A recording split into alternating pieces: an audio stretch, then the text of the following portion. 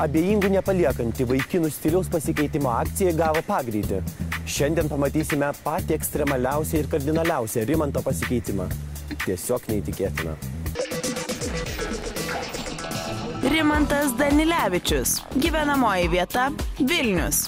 Kadangi su tais pačiais drabužiais vaikinas vaikšto visus metus ir visus sezonus, ekstremalus pasikeitimas jam lemtų naują gyvenimą ir galbūt padėtų susirasti pirmąją merginą. Mėgstamiausias dizaineris – neturi. Mėnesio biudžetas aprangai – 0 litų.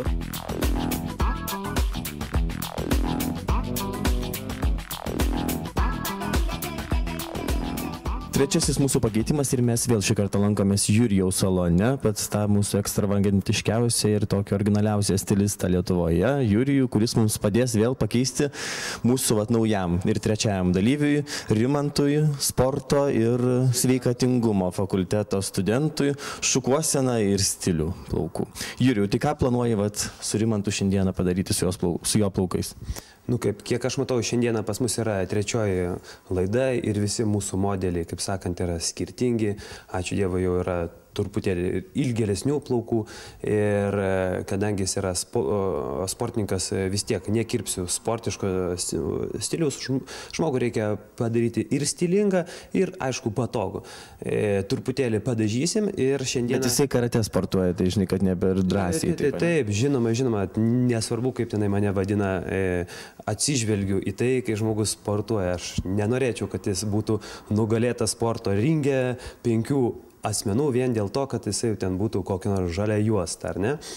Tai, kad šiandieną padarysim jam tokią sodresnę truputėlį spalvą ir parodysiu netgi keletą variantų, kaip galima šukuotis, kaip galima nesišukuoti ir kokios formos jam labiausiai ir tinka.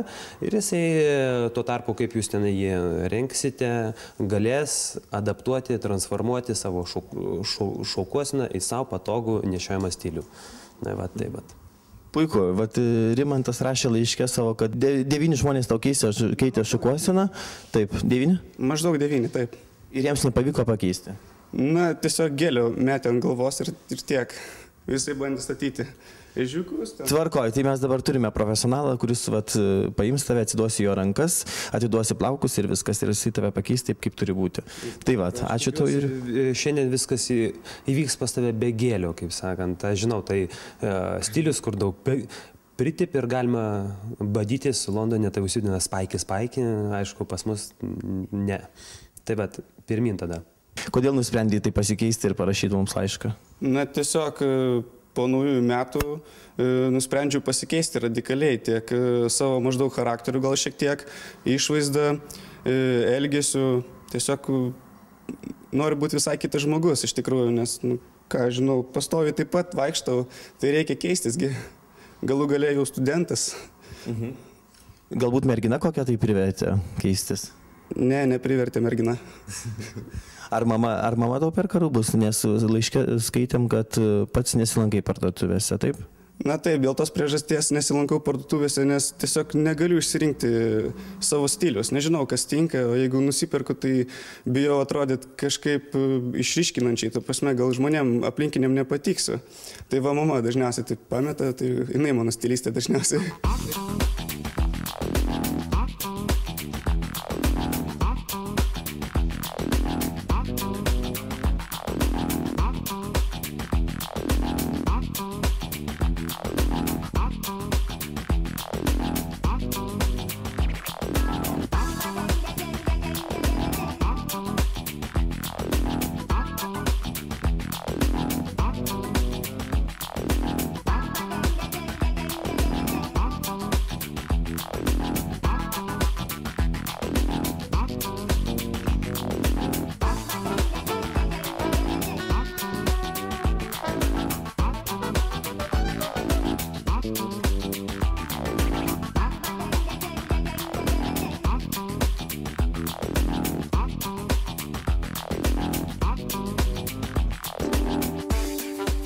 Aš manau, Rimanto pasikeitimas iš tiesų labai matosi.